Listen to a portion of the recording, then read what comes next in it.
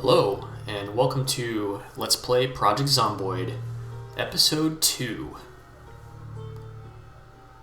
So in the last episode, we created our character of Special Agent Mulder, who went on a assignment to rural Kentucky to investigate what seemed like a zombie-like outbreak of illness, and has now found himself in the middle of a real-life zombie apocalypse. So let's get right into it.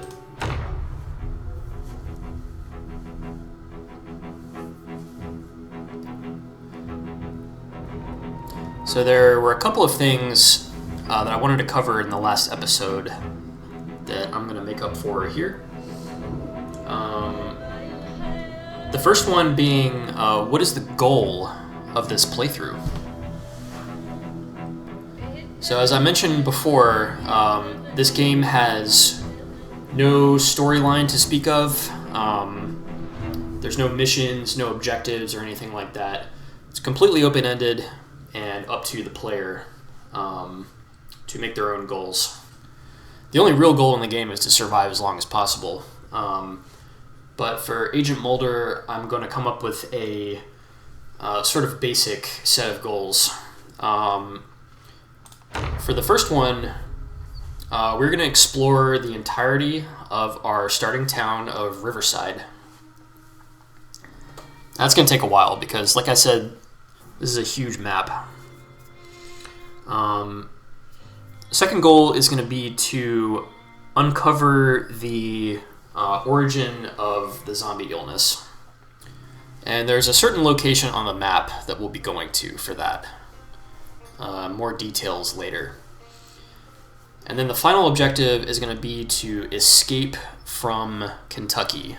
And to that, we're going to have to travel to Louisville, which is, to put it mildly, has an insane amount of zombies. I don't know if we're going to live that long to accomplish those goals. This game is pretty brutal, but we are going to do our best. The second topic that I wanted to cover in this episode is the character stats and skills. So I'm going to get into that now. If I go over to the left side of the screen to this little heart icon, I bring up the character information panel. So it's got our character's name, Fox Mulder. It has his weight. His weight is 80. So I'm assuming that means 80 kilograms. Project Zomboid is made by the British and Canadians, if I'm not mistaken. So it would make sense for that weight to be in kilograms. If you're not used to kilograms, just multiply by 2, and you have approximately what the pounds would be. Why does it matter what his weight is? Well, if your weight goes too low or too high, you start to encounter negative status effects. Specifically, if your weight is, I think, below 75, you are underweight. And if it's above 85, you are overweight. And your weight depends on the food that you eat and the amount of activity that you get, kind of like in real life. And that's where the calories and the macronutrient information of your food comes into play. The game actually does calculate protein and fat as well as the calories.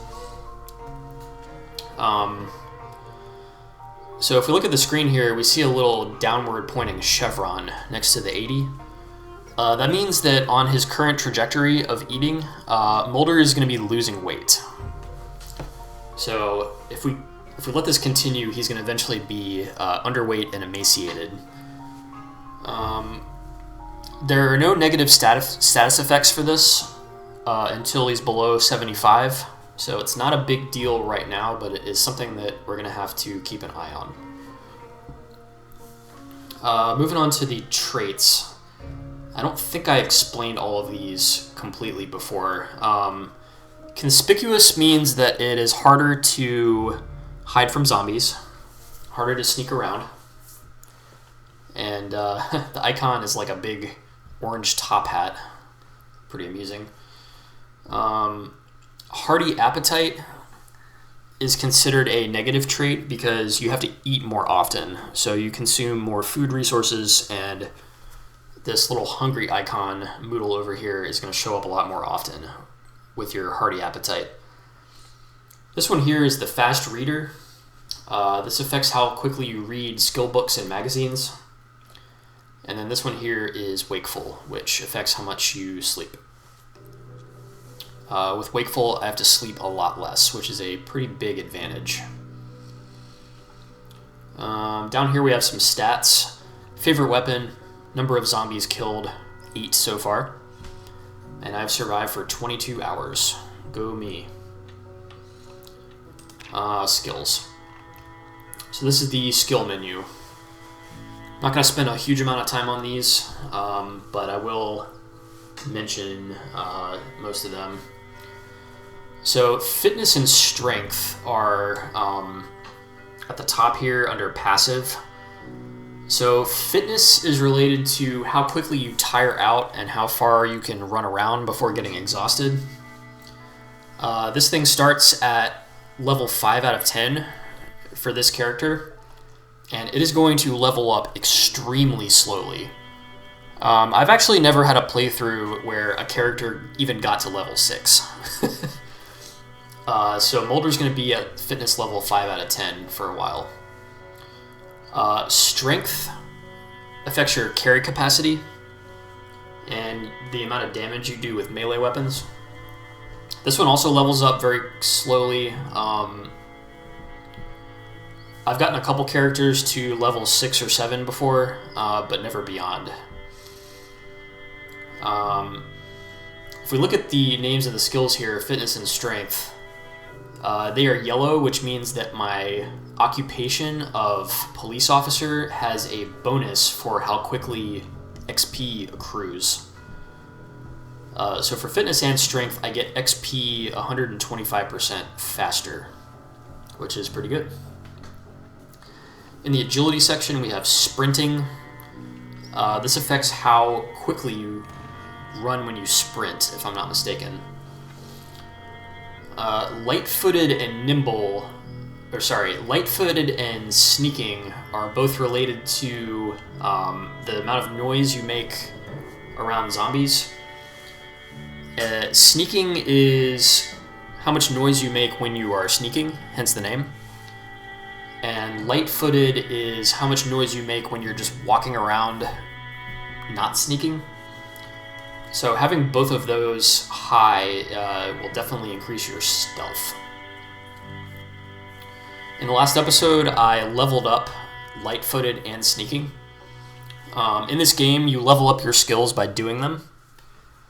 So in the last episode, I was sneaking around a bit, and that caused me to get some XP to get to level 1 light-footed and level 1 sneaking. Nimble. This one is interesting.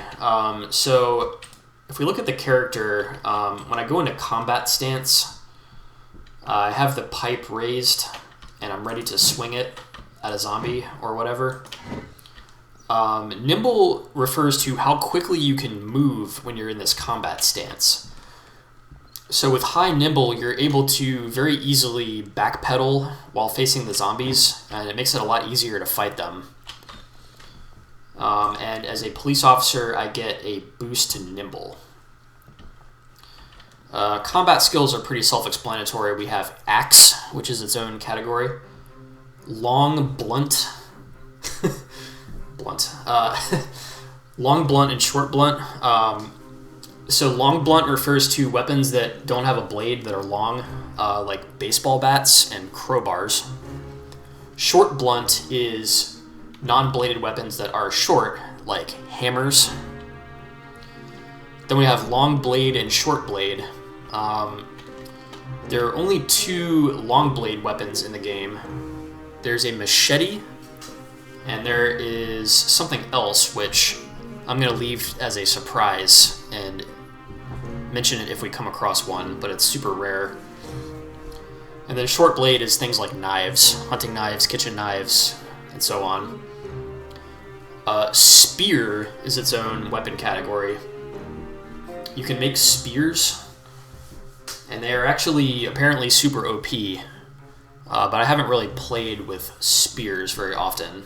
They do a lot of damage, though. And then maintenance. So maintenance is kind of a funny skill. Every time you use a weapon without it breaking, you get a little bit of XP in the maintenance skill. So your maintenance will passively level up just by wielding things that don't break easily. Because you know, if you have a tough weapon, you get a little bit of XP every time you use it without it getting damaged. And the effect that maintenance has on your character is your weapons degrade a lot slower if you have a high maintenance skill. This is one of those games where your weapons have condition, so you have to watch out for your weapon condition. Crafting, I'm going to go through these quickly. Carpentry is for building things with wood. Cooking is cooking. Farming is growing plants and crops. First aid refers to how quickly you can heal yourself with bandages, sutures, splints for broken bones, that type of thing. Electrical is kind of a weird crafting skill. You can make electrical makeshift devices in this game, like remote weapons and bombs and things. I haven't really done it much. Electrical is also used to hotwire cars, so we're going to have to level up electrical at least a little bit. Metalworking is making things out of metal. You can make barricades and containers out of metal. It looks very Mad Max. Mechanics refers to operating cars and repairing them. You need a certain amount of mechanic skill to hotwire a car, and to repair a car, you need mechanic skill. Then we have tailoring. So tailoring, basically you can add extra protection to your clothes. Pretty much any item of clothing, you can add cloth, denim, or leather on top of the base fabric of the item of clothing, which gives you defensive stats. And a high level of tailoring will let you completely repair clothes that have been torn up, which is pretty useful. And even though I've never leveled this skill very high before, if you have a high tailoring skill, apparently it makes your clothes very high in defense stats. You know what else makes you high in defense stats? Not getting bit in the first place. So that's the strategy we're going to follow, is not getting bit, not relying on armor. For firearms, we have aiming and reloading, which are pretty self-explanatory. As a cop, I have a starting 3 in aiming and a starting 2 in reloading, plus XP boosts to those. And then finally, we have survivalist. Fishing is pretty self-explanatory. Trapping, this lets you trap things like mice, rats, birds, and rabbits for a meat source in the late game. And then finally, foraging. One of my favorite skills, foraging. I'm going to demonstrate this later when we go outside, but you can look around on the ground and find random goodies on the ground. And the more you do this, the more your foraging skill will level up and the better stuff that you will find. So that's enough talking about skills. So I'm going to go to the kitchen. Looking at my noodles, I am hungry and slightly thirsty, so I'm going to drink up out of the sink here. And I'm going to make myself some terrible breakfast of lemons. I think if I eat 2 lemons, my hunger is going to go away. Maybe not. Let's eat that second lemon. Okay, the second lemon did make the hunger go to peckish. So I'm gonna grab a can of peas from my stores and a can of vegetable soup. I have to right-click on them in the menu to open them. Now I have a can of opened peas, and I'm gonna eat it. See, this is what happens in the apocalypse. You have to eat things like lemons and cans of peas. Sounds like it kind of sucks. Open up the vegetable soup and just shotgun that cold vegetable soup straight out of the can.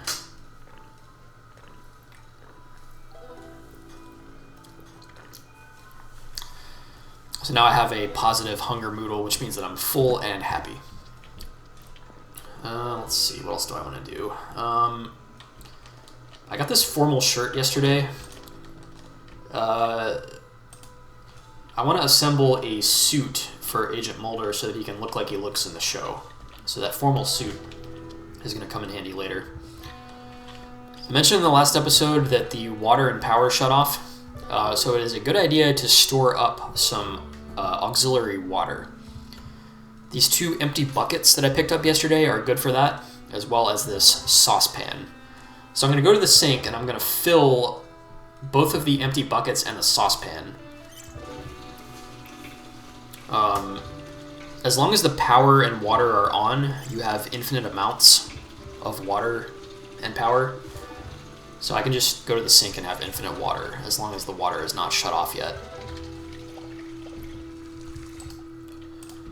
And I'm going to stash my buckets just on the countertop. And those water containers are going to be there for me after the water shuts off. I also have a gas can that I picked up. Today on my loot run, supply run, I'm going to be scavenging for things, including gas. So let's go outside. I'm going to open up the curtains first to make sure there's no Zeds immediately outside. I'm going to walk outside carefully. I don't see any zombos around. Okay, there's 5 of them over there. I do not like that.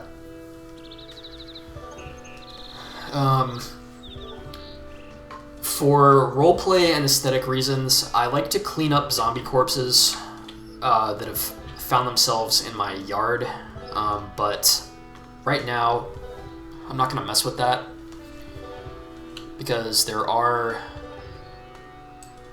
biters around and I don't want to get myself into trouble.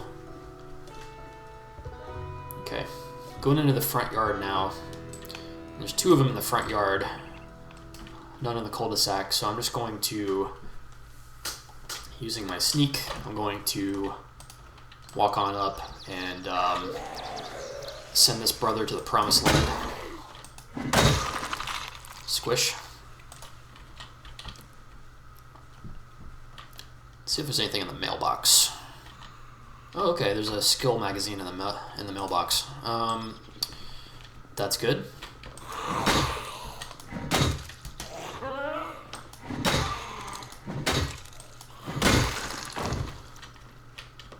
Guess we got 2 Zeds down.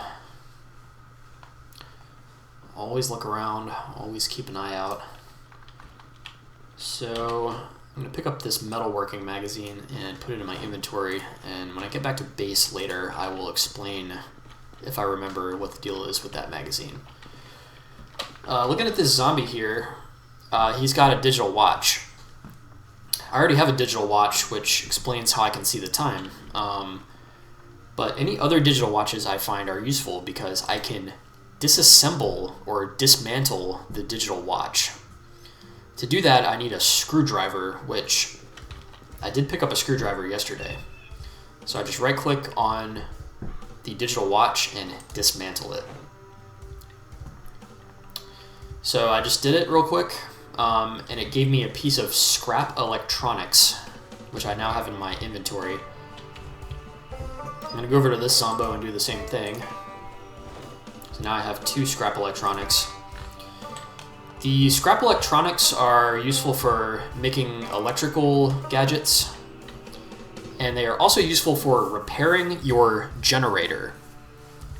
When the power goes out, you can rig up a generator to keep power on at your house, and it has a condition, and to repair the generator you need scrap electronics as a raw material. So go into my skill menu.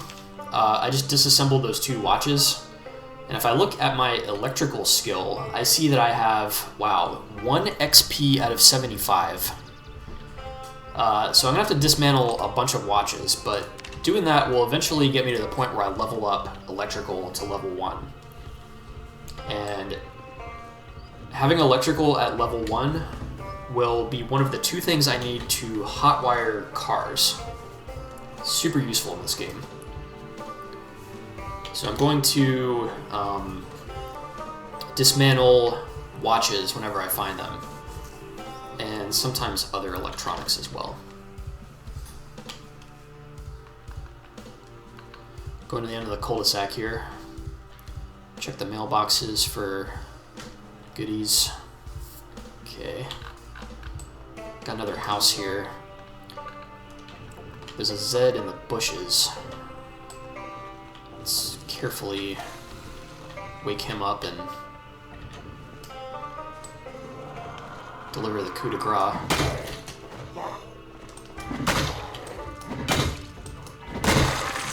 Okay.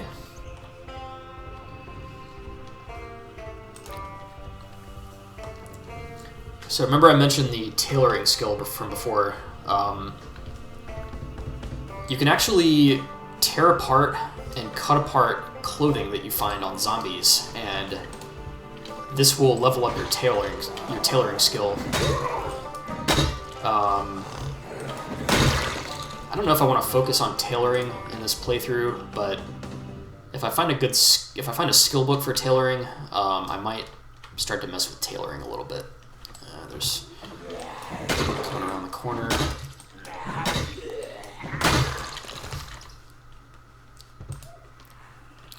Sneaking, being very careful.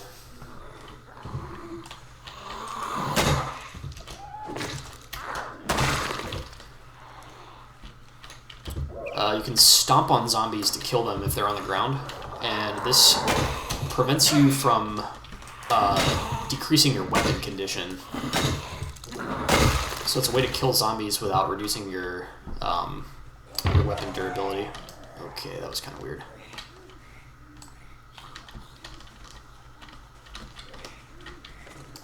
Okay.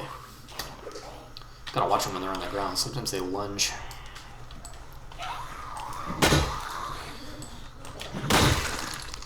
Okay. Let's find any goodies that are on these zombies. West Point map, don't need that. West Point map. Nope, that all sucks. I think now might be a good time to explain how zombie damage and zombification works. So much like in a real, I say real, much like in a zombie apocalypse that you might imagine would happen in real life or in a fictional setting, you do not want to get bit by zombies in this game. And as a matter of fact, getting bit is a 100% chance of zombification and death. So if Agent Mulder gets bit, that is the end of the playthrough.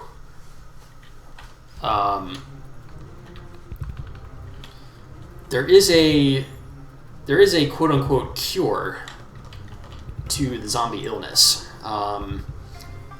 It involves drinking a special drink called bleach. And once you do that, you won't become a zombie, at least until after the bleach destroys your internal organs. So in Project Zomboid, if you're a fan, if you happen to get bit, the thing to do is to just mix up that bleach cocktail and say goodbye to your character. Dismantle some headphones. Oh, sweet. So, in this wardrobe in this bedroom, I found... Oh, never mind. I found a shotgun, but its condition is, like, to the point of being essentially broken. So, I'm no longer excited to find that. I will take the pillow, though. The pillow... I don't think the pillow serves a purpose, but I like to have a pillow on my bed in this game for aesthetic reasons and roleplay reasons. I think if you're sleeping without a bed, like just on the ground somewhere, and you have a pillow in your inventory, it improves your sleep quality. But don't quote me on that. In any case, I now have a pillow. I'm going to grab this eraser. The eraser lets you erase marks on your map. Even if they're in pen, the eraser still works. Oh, sweet. I just found some pretty decent food items on this shelf here. So I've got dried chickpeas and dried white beans. Now, that doesn't sound particularly delicious, but if I look at the stats for these foods, I can see that this bag of chickpeas has a ton of calories, as does the bag of white peas. So these are like high-calorie, non-perishable foods that don't spoil. So I'm going to grab both of those bags. They are heavy, though. Instant popcorn, yeah, I'm going to grab that. Salt and pepper are spices for cooking, and tortilla chips are like a snack food. On this table over here, I see what looks like a bread knife, some fresh bread, some bread slices, some marmalade, and some peanut butter. I'm going to actually eat the bread slices.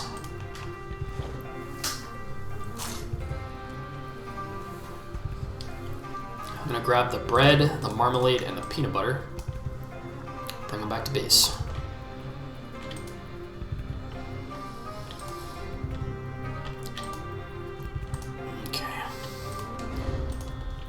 This house actually has more stuff than I can carry on this one run, so I'm gonna just check out what I can check out and then head back to base and drop off some stuff.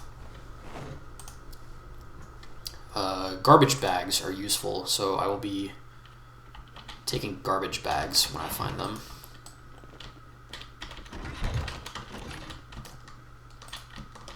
There's gonna be a bucket. Nope, no bucket.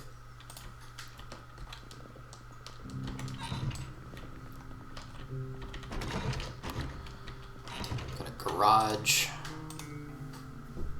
Cool. Oh, very cool. So I found 2 more boxes of nails. I found a hammer. The Venerable Claw Hammer is one of the most important items in the entire game. Your playthrough doesn't really get started until you find your first hammer. So I found one that's in perfect condition, so I'm going to attach it to the right side of my belt. It's going to be my trusty hammer. I also found a hand axe, which in America we call a hatchet. I'm going to grab that. I found some wooden planks of varying conditions, which I'm not going to take. I might come back for the good condition wooden plank.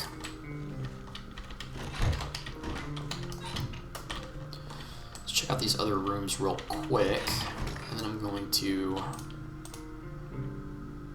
Cool. This shelf has a crowbar. I don't want to come back for that, though, because I don't think I can carry it right now. Okay. In this room, we've got some clothes. Nothing useful here. Moving into the main bedroom. Oh, that's where I came in from. Okay. So if I look at my inventory, I see that I'm carrying 16.92 units of weight out of 12. That means that I'm over encumbered. And this little icon over here, you really have to squint to see what it's trying to represent. But it's actually a black stick figure holding a heavy brown sack. Yes, heavy brown sack. Stand by. So when you're over encumbered, it's actually pretty bad to be over encumbered. You move slower, you swing your weapon slower, and you get more tired more quickly. So being over encumbered is a pretty bad state to be in. So I'm going to head on back to base and drop off all this heavy junk that I'm carrying.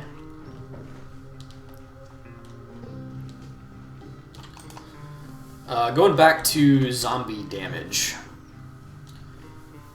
So if you're fighting zombies and one of them gets close enough to you, the zombie will grapple with you or grab you. This sort of acts like a stun lock. Your character will be kind of like stunned in place for maybe a second or so, and the zombie has a chance to inflict damage on you. Zombie damage comes in 3 forms: scratches, lacerations, and bites. Bites are the worst. If you get a bite, there is a 100% chance that you will catch the zombie infection and die. 100% chance. Your playthrough is over, you have been bitten. GG. Time to drink the bleach if you get bitten. So we are going to do everything in our power not to get bitten. Sorry, I'm trying to place items and talk at the same time.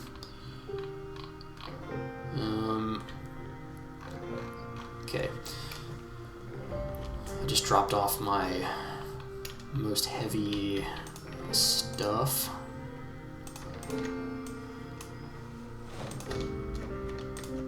The other 2 types of zombie damage are scratches and lacerations. Most of the time, the zombie will just scratch you. The scratch has a 1 in 15 or 7.5% chance to give you the zombie infection. So not a particularly high chance, but there's always a chance. And but on the plus side, you have like a 92% chance of not getting infected by a scratch. Lacerations are a 25% chance of zombie infection. So if Mulder gets into a close scrap and gets damaged by the zombie, he can either be scratched, lacerated, or bitten, with a 7.5, 25%, or 100% chance of zombification, respectively. And the best defense against zombies is not letting them bite you or scratch you. So we're going to be extremely careful. So I just went back to this car in the next door neighbor's driveway, and I'm going to go to the hood and press E to open up the car mechanics menu. I would like to find out how much gas is in this car. So if I click on the gas tank, it's out of gas. Great. So I can't use that car for anything until I find some gas.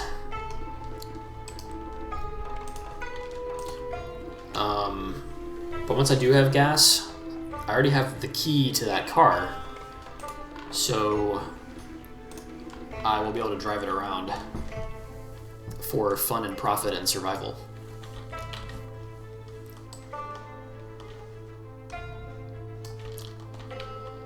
Okay, I'm actually going to go to the west a little bit and check the cars that I saw out in the street for gas.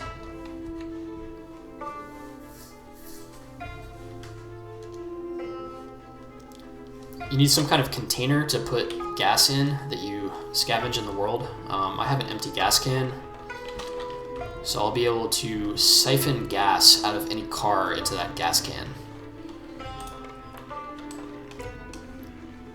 Obviously, gas is used to fuel vehicles, but it's also used to fuel your generator when you get a generator up and running.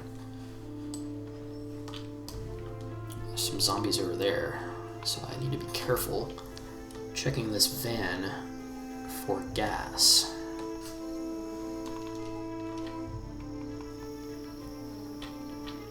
This van here is a Fossoil van. It's a fictional like gas station oil company that's in the game. You'll see Fossoil gas stations all over the place. So let's open the hood of this van. Check the gas.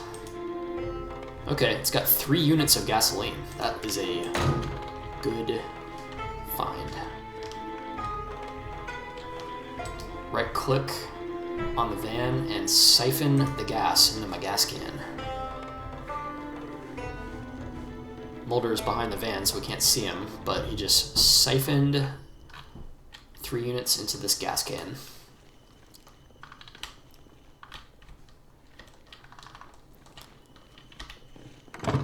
While I'm here, I might as well go inside the van and check it for goodies. In the glove box, I found some leather gloves.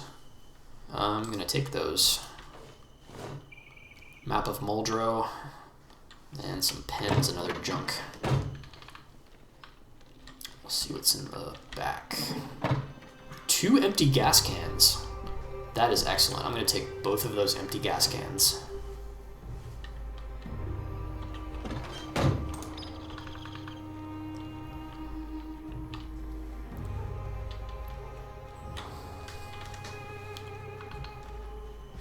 Head back to my house and drop off the gas cans because they are a little bit on the heavy side.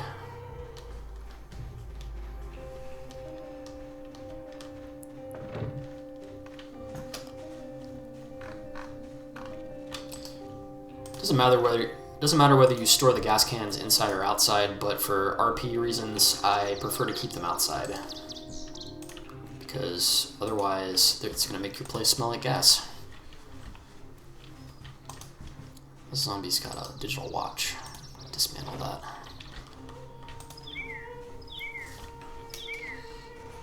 I said I would go back to that other house and finish looting it, so let's head back there. Keeping a clear eye for zombies.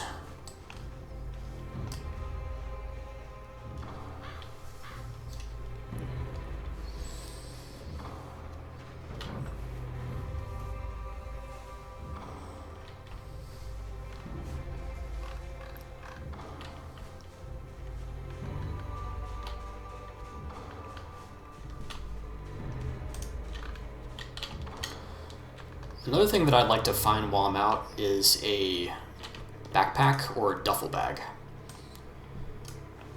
That's going to let me carry a lot more stuff. Definitely helps a lot with supply runs. Okay. In this cabinet here, I've got stuff that I don't want. In this one, I've got a bottle of orange soda. So I'm actually going to drink this entire bottle of orange soda. That's going to remove my thirst. Once he finishes drinking it, you can see that the thirst icon will go away. It also removed a little bit of hunger as well. And now I have an empty bottle in my inventory.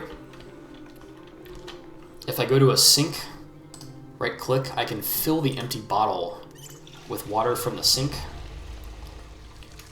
And now I have a water bottle in my inventory with a little bar indicating how much is in it. This will be like my little canteen. And the character will automatically drink from this bottle to keep the thirst, to keep your thirst level, keep you from getting dehydrated. So as long as I keep this bottle filled up, I won't have to deal with that thirst icon coming up anymore. In this cabinet, I've got an empty cooking pot, which I'm going to grab. This one, I've got a can of peaches. Peaches are one of the better canned goods, so I'm going to grab some peaches.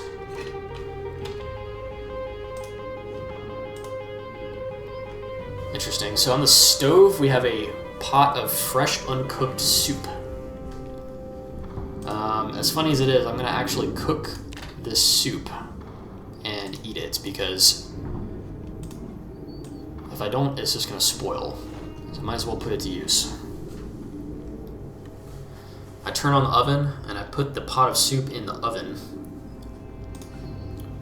And now it's going to cook in the oven. It only takes a couple minutes. Got a granola bar. Only gonna take the granola bar.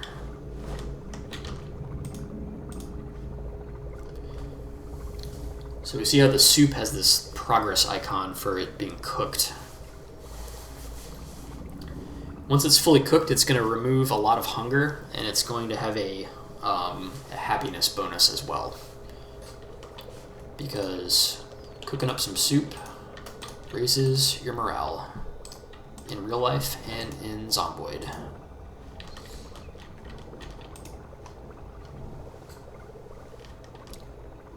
Just gonna let that do its thing. Almost done. This is taking a little longer than I remember.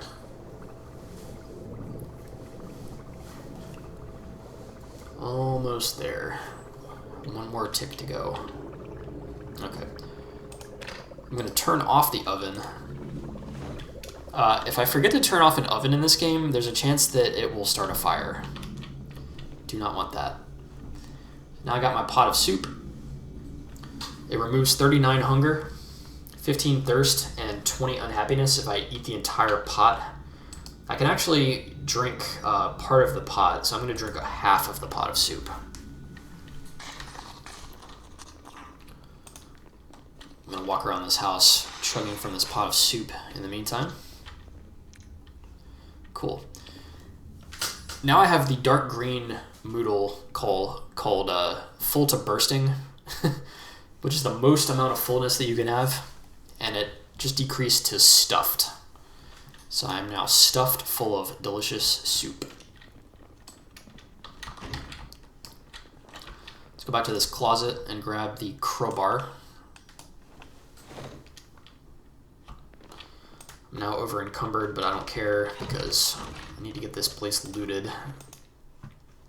Back into the garage, I'm going to grab the one plank that's in good condition.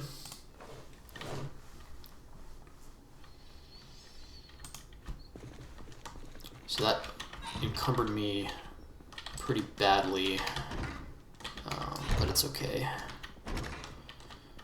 Alright. I've got what I want from this house.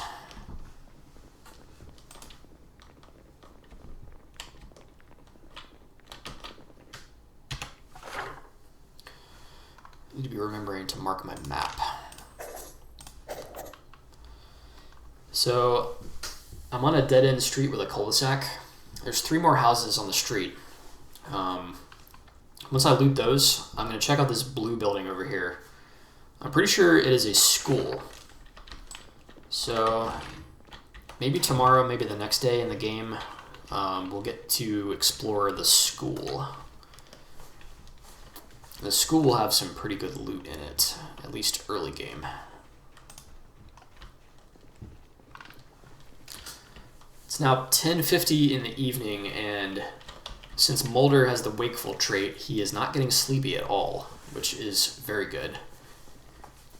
If this was a normal character that didn't have the wakeful trait, he'd be getting sleepy like around 8 p.m. and severely sleepy around 11. But Mulder is still ready for action, even at 11 p.m.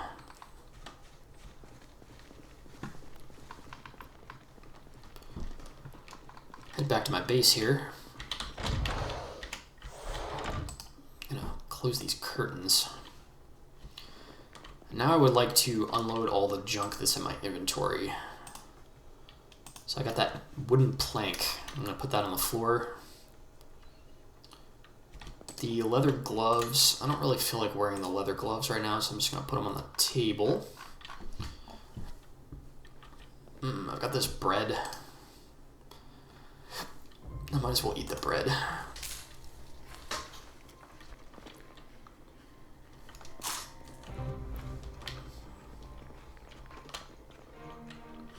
Over here I'm going to set up a little weapons area. Put down the crowbar.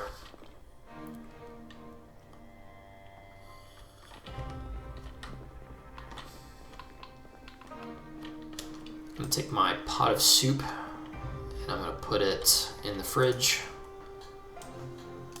It's the responsible thing to do. I'm going to take this processed cheese that I picked up, put it in the fridge. And the tortilla chips can go in the dry food cupboard there. Did I open these peaches? I don't remember doing that. Put those peaches on the counter and eat them for breakfast tomorrow.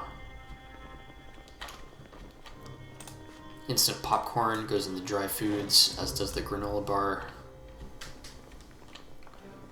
I'm gonna head out to the garage here and stash some of my hardware type stuff.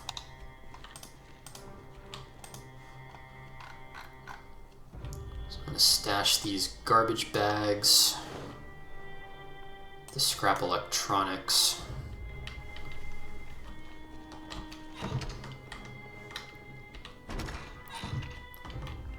head to the bedroom. I'm gonna place the pillow on the bed.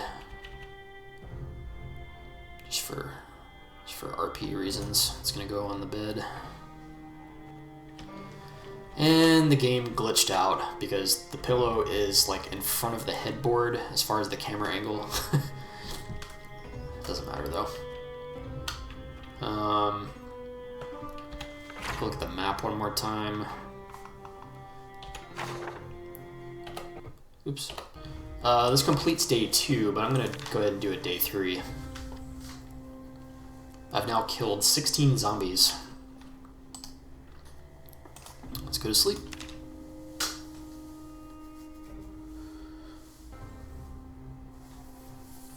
Mulder drifts off to sleep and wakes up at 5:30 a.m. It's time for another day of surviving. You can see that my weight decreased to 79, and once again that downward chevron indicates that I am not eating enough calories to maintain my weight. It's not a big deal for now, but it needs to be addressed before I get to 75. I'm going to eat that can of peaches that I found yesterday for breakfast.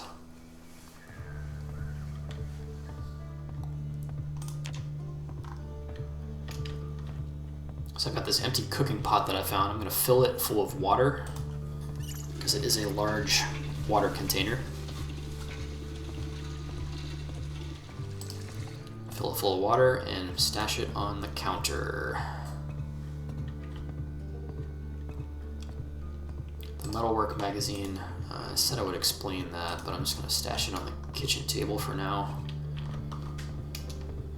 Alright, now I'm ready to head back out.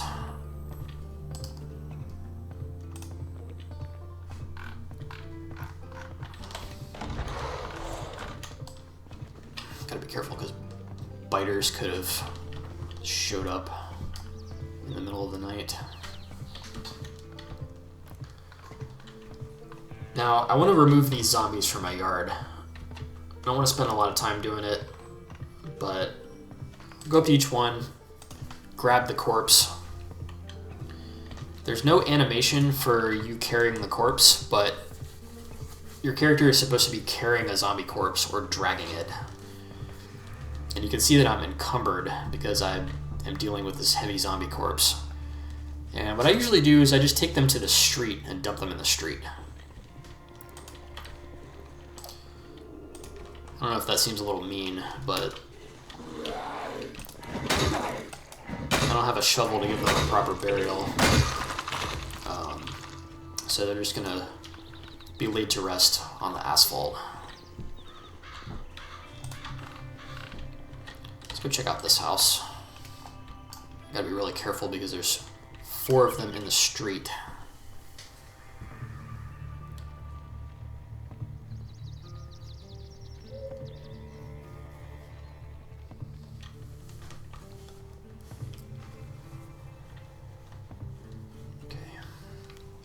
Carefully. It would have been funny if there was a house alarm when I walked in. Always carefully walk around and figure out if there are zombies. Oh gosh. Oh boy. Whew. That jump scare music. There was a zombie in that bathroom when I opened the door. So I'm going to open the door and deal with the zombie. Oh, jeez.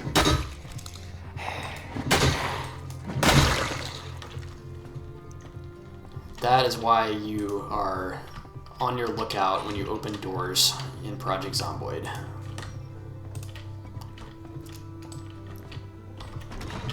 Got a closet here. On the shelf, nothing useful. In the kitchen, we have some bologna, cabbage, meat patty, processed cheese, and zucchini. I'm taking all of it. All of it. Frozen ham, frozen corn, yes please.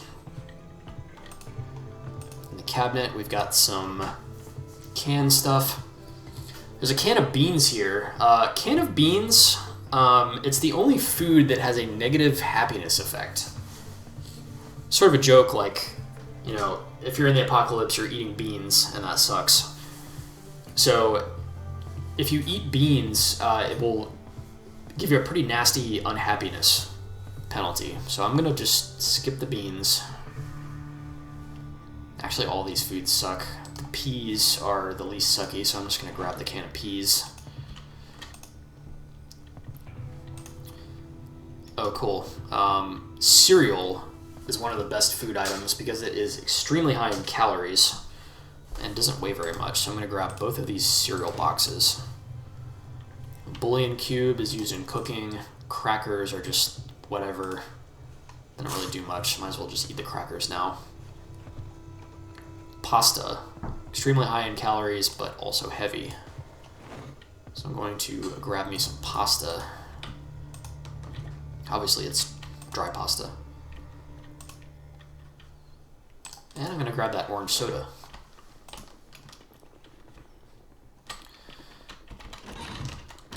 Okay.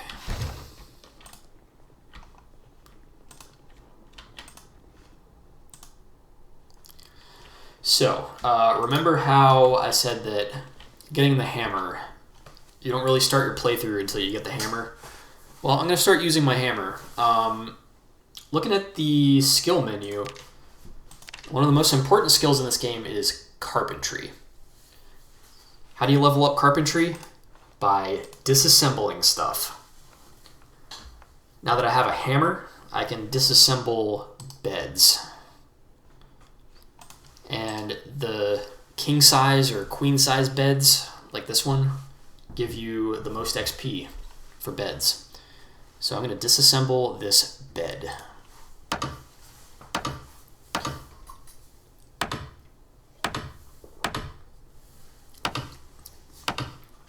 It's kind of slow since my carpentry skill is low, but that will get faster as I level up. So I disassembled the bed, and now there's a bunch of crap on the floor, so let's see what that is. Scrap wood. Not very useful, but you can burn it in a campfire. 3 nails. I'm going to grab those nails. Nails are a precious resource in this game. And a single wooden plank, which is full condition, so I'm going to grab that wooden plank.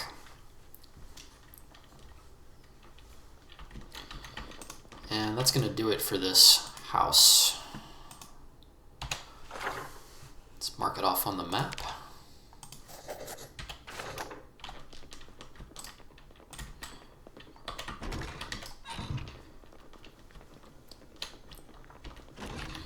So it's the zombie apocalypse.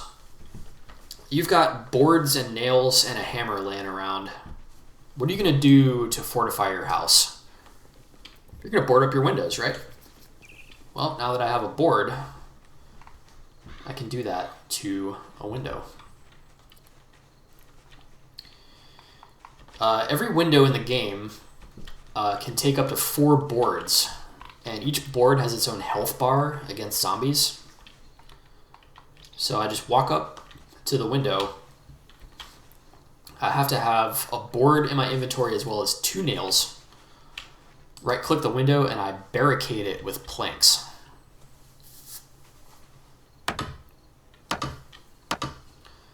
So now I used up that board that was in my inventory and is now nailed to this window. This defends the window against zombies trying to get through it.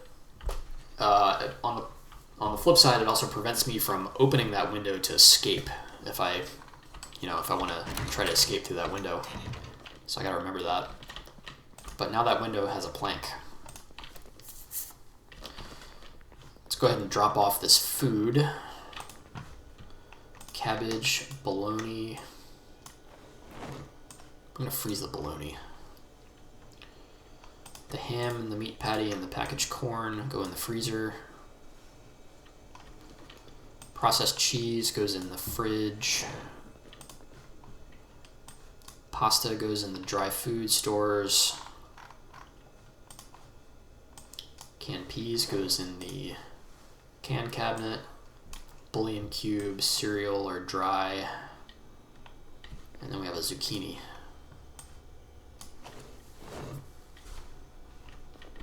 Orange soda obviously goes in the fridge. Keep it nice and chilled.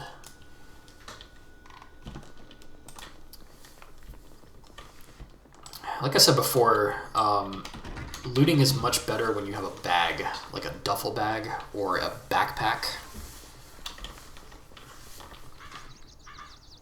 Let's go ahead and take this zombie and put him in the street so that he's not sitting in my driveway.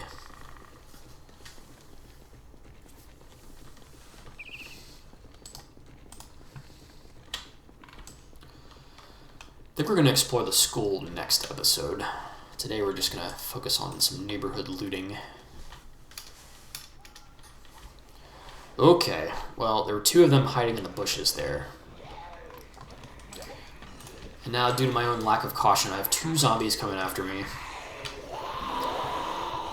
So I'm going to fight them.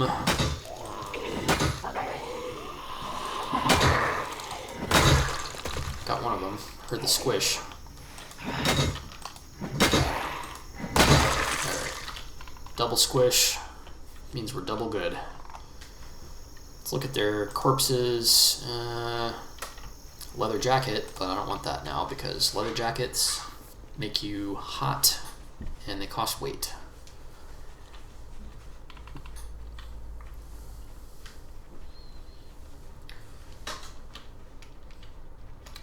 I usually like to walk the perimeter. Oh, shit.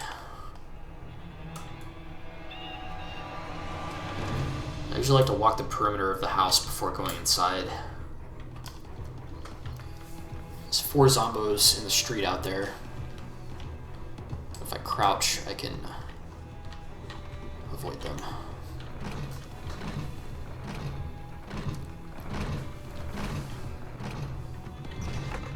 Open up the window there. Inside of a bathroom. Refill my water bottle. It's a good idea to keep that topped off. I'm in another bedroom here. Let's check the bedside table, nothing useful. Wardrobe, we have a CD, some denim jeans. Denim jeans actually give you a small defense boost to your legs.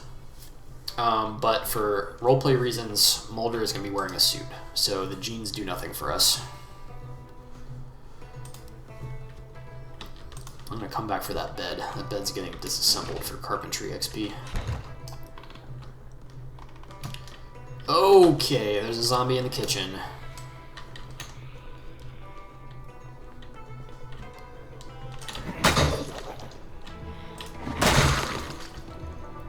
Sent her to the promised land. Okay, what else we got in this kitchen here? Some Some dry stuff, cans. Let's make sure there's no more biters waiting to chew on me here.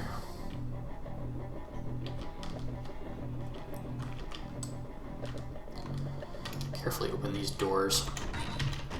The bathroom adhesive bandage, I will take that. Laundry room with nothing.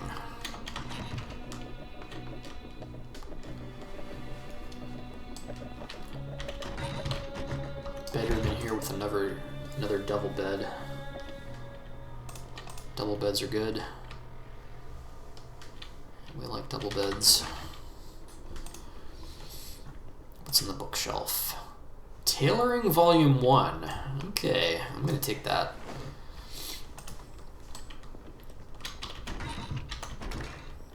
Got a garage here. Garages are good. Got another metal pipe. I already picked up a spare metal pipe as a weapon, so I don't want to take this one. I think I'm going to take these welding rods, though. Welding rods are used in metalworking. Okay, nothing else useful in the garage. Got a little closet here. Another hammer. I absolutely want to start a hammer collection because they do wear out. I would like to have a spare hammer. Got a little office here. Filing cabinet has nothing useful in it. Alright. Let's go back through these rooms here. I'm going to disassemble this bed. By the way, carpentry does make noise, although not a huge amount, I don't think.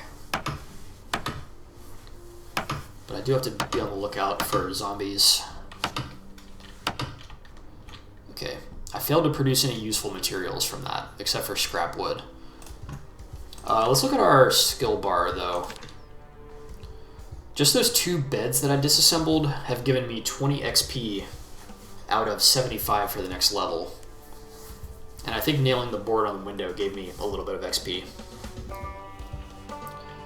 So those beds, every time you disassemble one, it gives you 10 carpentry XP, which is pretty decent.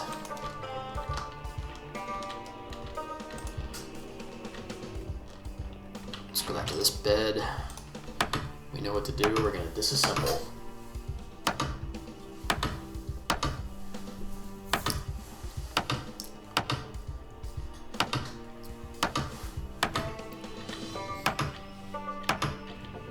This time I got a board and a single nail.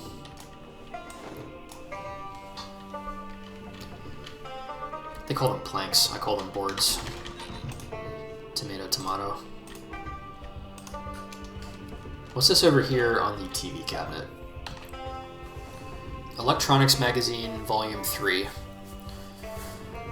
I'm going to take the Electronics Magazine because I like to collect things, but it's not going to be super useful to me.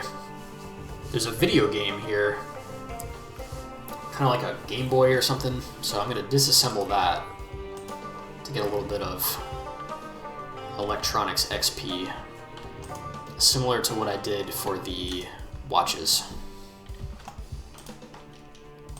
Alright. Okay.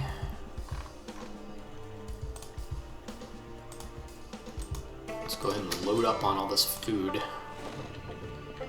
It's going to over-encumber me pretty bad, but all I'm doing is walking across the street to get home, so don't particularly care that much.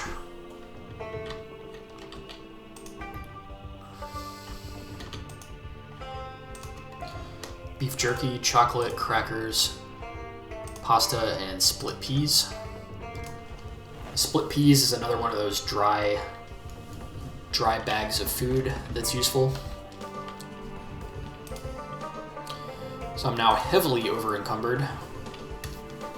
Not a good idea in general in this game, but for a short little jaunt across the street, it's not going to matter, really. Unless there's a horde in front of my house, which there is not.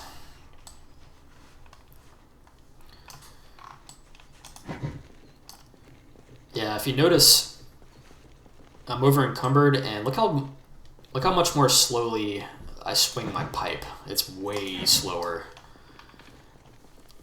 So if I had to fight in this condition, it would be pretty sucky. Always check behind you. I'm gonna head back inside here.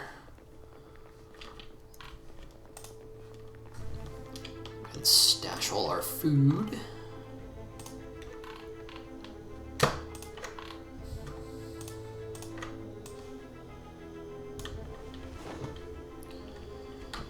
Yep, a lot of this game is hoarding stuff, stashing, filling up your containers. You know, fun stuff that you do during the apocalypse.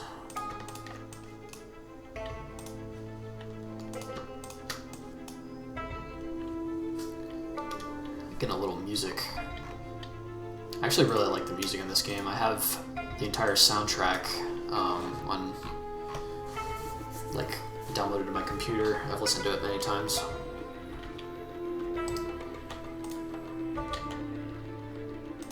Stash the magazine on the table. Okay, I've got that plank. I do want to put that on a window outside. Store my hammer. Keep my nails. Store the scrap electronics. The welding rods, I could stash them in the shelf, but I'm just going to stand them up on the wall there. Against the wall there. I need to eat something. Let's eat the rest of this soup. Eating cold soup straight out of the fridge that I found at a neighbor's house. Talk about apocalypse cuisine. Since I finished the soup, I have an empty cooking pot, and what are we going to do with that? We're going to fill it up for auxiliary water storage.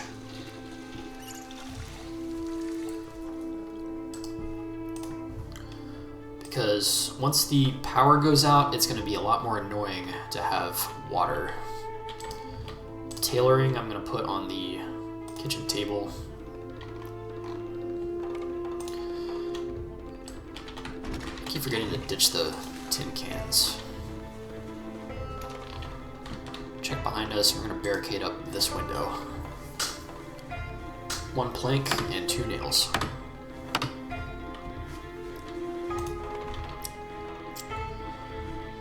Alright, I'm going to take this zombie here and put him in the street.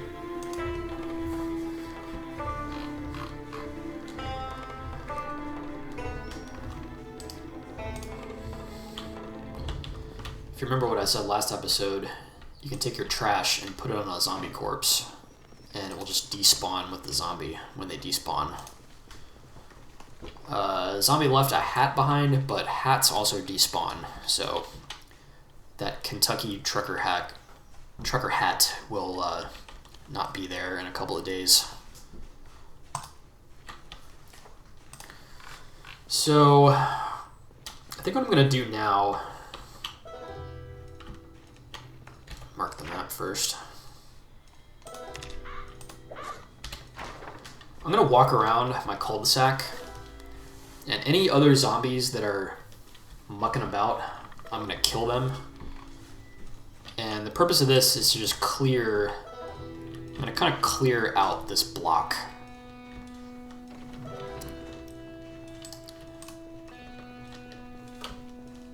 Okay, there's one in the neighbor's backyard. Let's go ahead and up 2.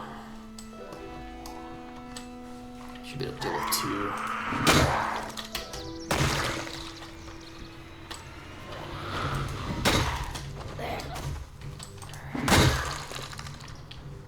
Cool.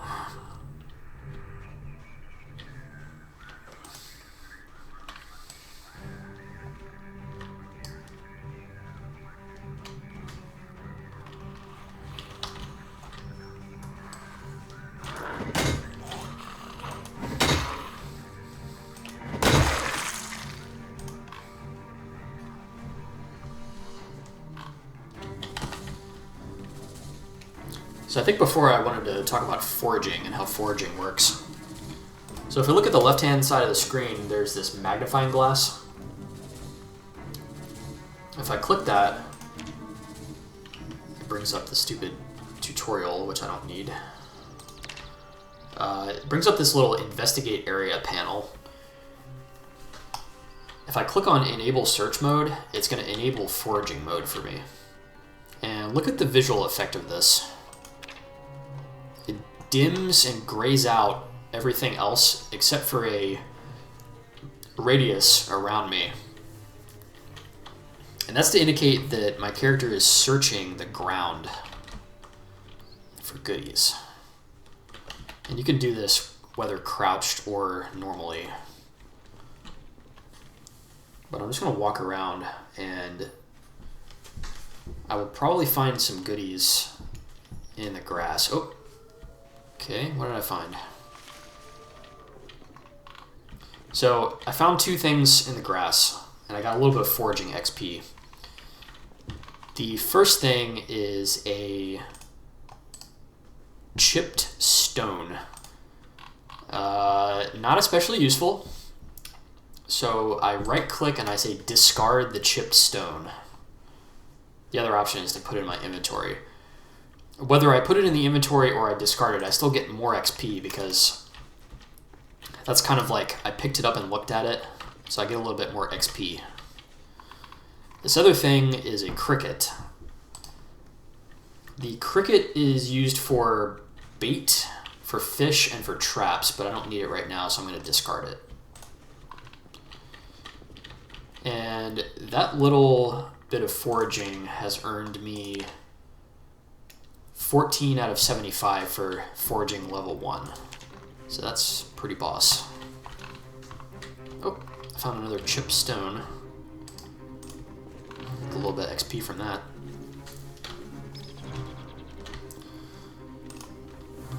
Let's see what's in this house. Should be crouching. There's 2 zombies. Oh, okay. Oof. I don't like that at all.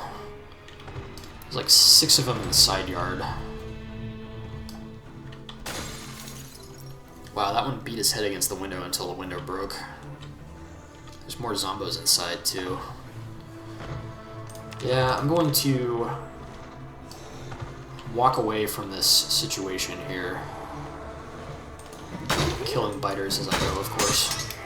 Oh. For Pete's sake, I just broke my metal bar. Luckily I have my hammer, so I'm going to equip the hammer. Beat these zombies to death with this hammer.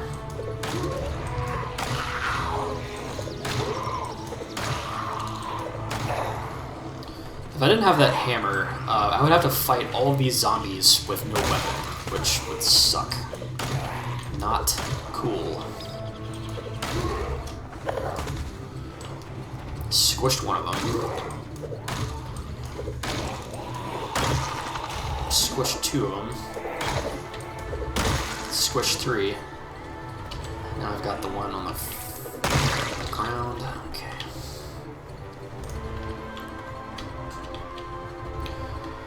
Got 4 zombies down. None of them have anything useful on them, of course.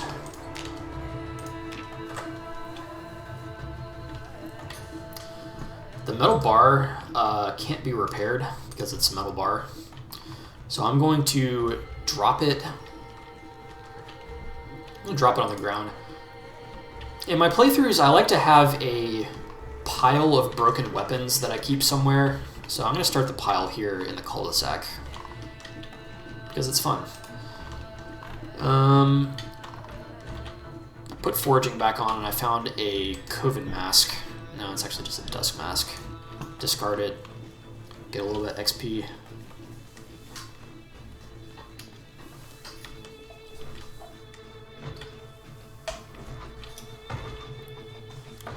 Probably against common sense, I'm going to head back to this little area here and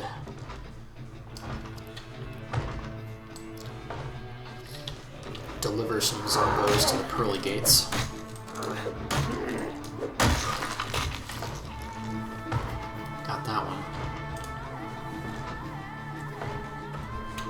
There are definitely some inside the house mucking about, making noise, so I gotta be really careful. Yeah, there's one like behind the wall there. Yeah, this is the kind of situation where if you don't approach it with caution, you can easily get bit or overwhelmed.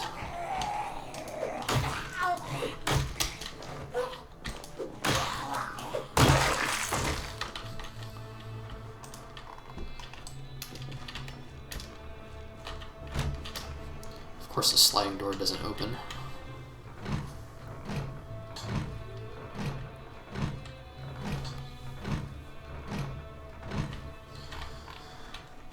Screw it, I'm just going to break this window. Always remember to remove the broken glass from the window frame before climbing through it.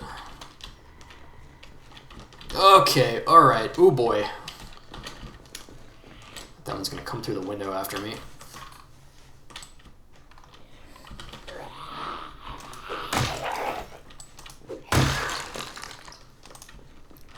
Alright, let's go inside here. Always have an escape route. I've got the open glass door behind me.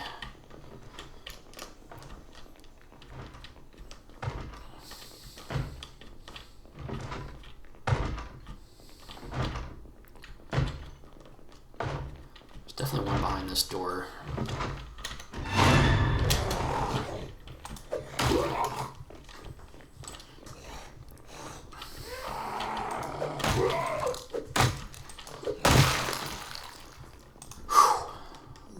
Tense. Is there even anything in here worth risking death for? Probably not. Nope, everything sucks in that room. Got a bathroom. Antidepressants.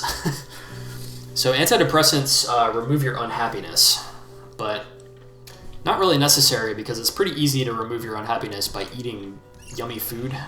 Like chocolate. So I'm just going to leave the antidepressants behind. Disassemble a video game for some electronics XP.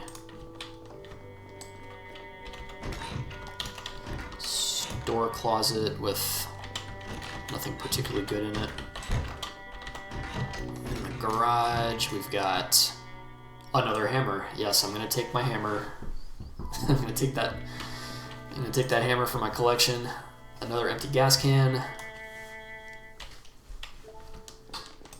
Basically, until you have like 20 gas cans, you just keep on collecting gas cans. I've never seen this before. Red pie poster. That's a wall decoration. I'm gonna take that for my base.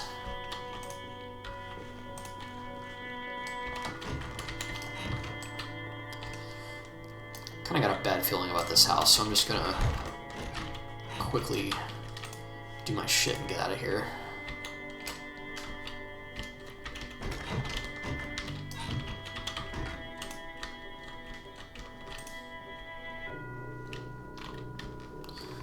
I would disassemble that bed, but it kind of feels like pressing your luck. There's a floor compartment here. Sometimes you come across like floor compartments under the floorboards, and this one has money and a wallet in it. Not very useful, but it's kind of there for flavor.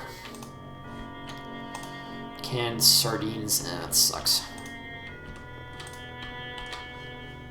Another pot of this one is stew. I gotta say, I'm gonna cook this stew. In the neighbor's house cooking the stew. So I turn on the oven and put the stew in there and it's gonna cook. On the sink I have some cleaning liquid. Cleaning liquid is good for cleaning your clothes, and soap is good for cleaning yourself. Alright, in the fridge I have a fresh peach, which I'm gonna eat. I love peaches in real life. A Just whole avocado. Just gonna eat that entire thing. Including the pit, I guess. Butter and lard. Butter and lard and margarine are some of the best food items in the game because of their calories. Look at this. The stick of butter has 3,200 calories, and the lard has over 4,000 calories. So I'm going to take both of those. We've got some frozen stuff. Take all of it back to base. Okay, nothing useful in the laundry room.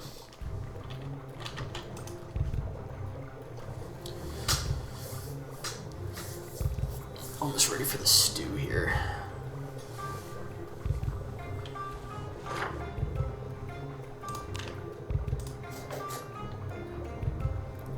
I don't want to forget about this shed either.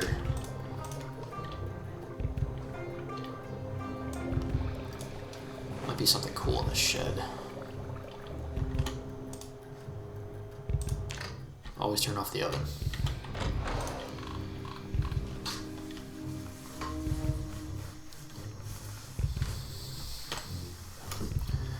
Is that a church next door?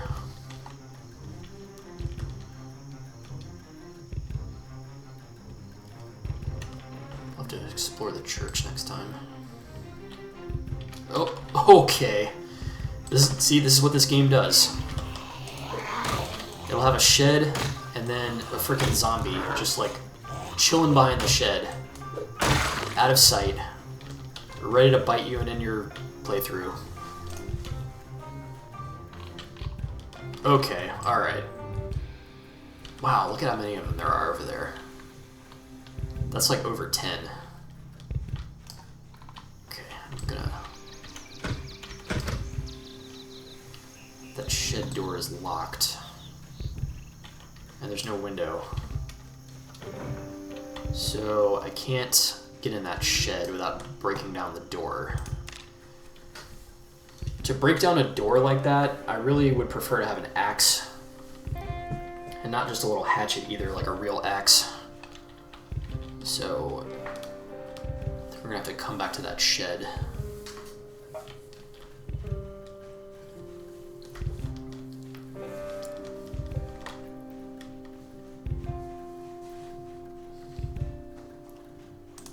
Walking back to base. It's always a good idea to have forage mode on when you're just walking around because you can find stuff and get foraging XP. Okay, I just saw something on the ground. Oh, interesting. Tweezers. So tweezers are a useful first aid item. I'm gonna actually take them with me. And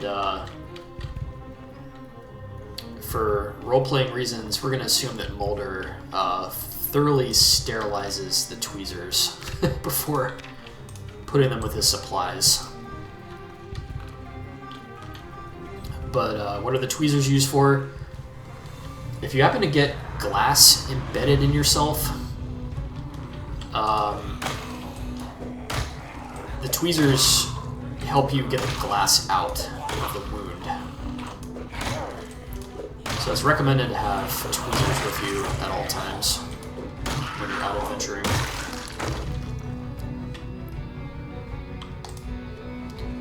Man, these zombies don't have anything good on them.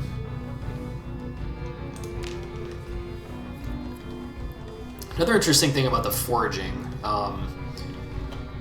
there are different like zones in the game.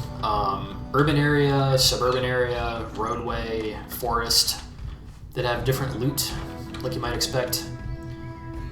And your loot effect, your searching effectiveness has a ton of modifiers on it. The weather will affect it.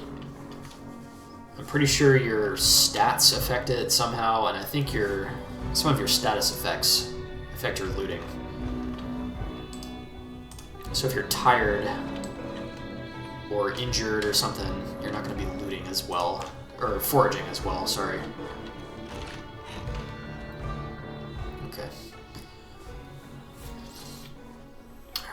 we've done all of our looting and supply running for the day. So let's stash the goodies like usual.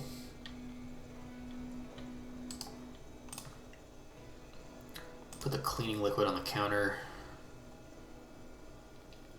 The gas can I would prefer to put outside, but I don't want to go out there right now. It's dark and scary. Pot of stew, I'm going to eat half of it for boy dinner.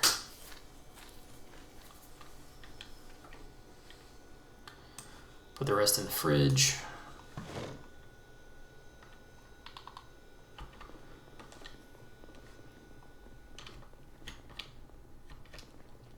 Was I carrying around a second metal bar this whole time? Yeah, I think I was. So that metal bar is my new weapon.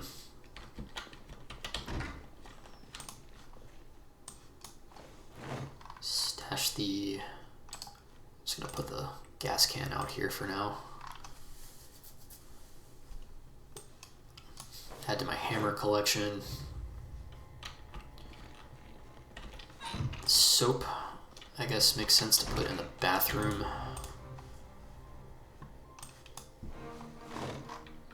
Okay. I'm curious about this poster. So I think you just place item. Yeah. So I'm gonna place this red pie poster on the wall, and wow, now I have a absolutely stunning work of art on the wall of a red pie. Look at that, look how pretty that is.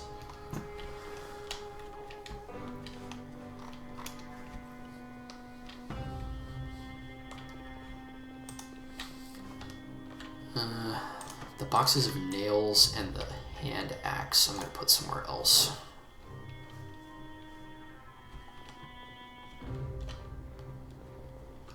Gotta keep your base organized. I said before that this part of the floor here is going to be my weapon armory. So I've got a crowbar and a hand axe over there now.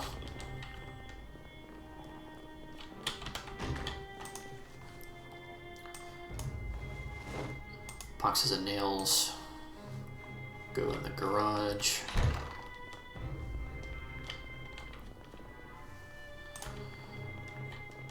I don't think I'm carrying around anything unnecessary at this point.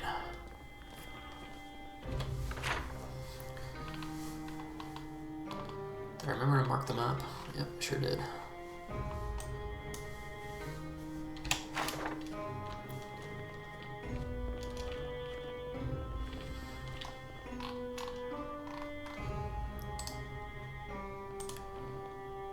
Close the curtains.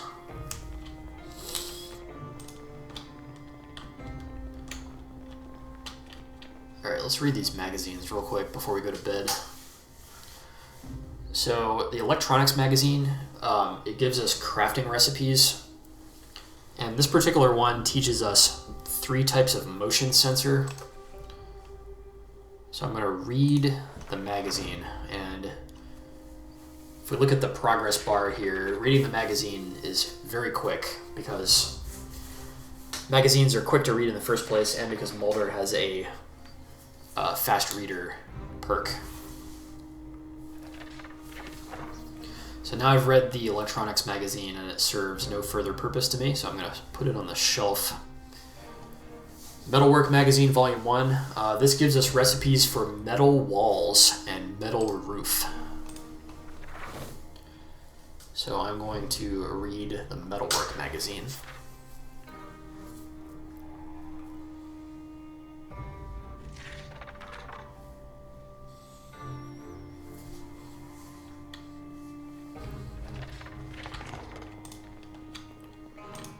Go ahead and stash these on the shelf here. So the tailoring book. Might as well describe how this works now. So most of these skills in the skill menu here have a skill book associated with them. The way the skill book works is when you read the skill book, it gives you a modifier to your XP gain. If I fully read this tailoring book, it makes me gain tailoring XP 3 times as fast, which is pretty useful. If I look at the tooltip here, it says 220 pages.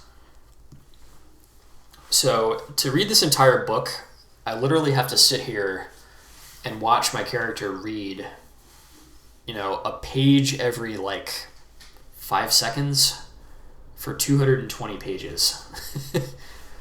It takes kind of a long time to read one of these skill books. I think for my character here, I'm going to have him read the book but not show it on the Let's Play. Otherwise, we're just going to be sitting here watching the most dull thing ever. In any case, I'm not going to mess with the tailoring skill book right now. One thing to note about the volumes, all the skill books come in 5 volumes, 1, 2, 3, 4, and 5.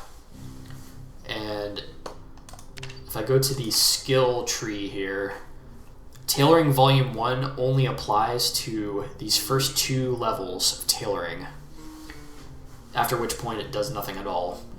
And then I would have to read the tailoring book 2 to get the next 2 levels, tailoring book 3 for the next 2, tailoring book 4, and then finally tailoring book 5. And the XP boost gets better with each volume. So for example, I think level 5 gives you 15x or 20x or 25x skill boost, which is pretty solid. Since I have a little bit of time to kill, I'm going to wash my character. To do that, I'm going to grab a bar of soap, equip it in my primary hand, go to a sink, and then click Wash Myself. The progress bar will slowly fill up. And when we see it finished, we'll notice that Agent Mulder goes from a blood-stained, disgusting man to a clean man. Here it is. Alright, see, now he's all clean. His skin is clean. His clothes are still disgusting. The clothes have to be washed separately. And I don't feel like doing that right now. But at least his person is clean. Having clean clothes does absolutely nothing in the game except for aesthetics.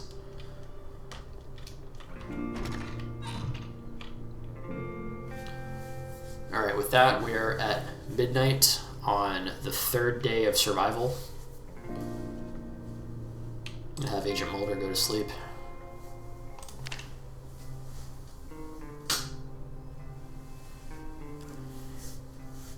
He's gonna drift off to sleep and get a highly inadequate 4.5 hours of sleep, waking up at 4:30 a.m. on day 4. And with that, I conclude episode 2 of Let's Play Project Zomboid. Peace.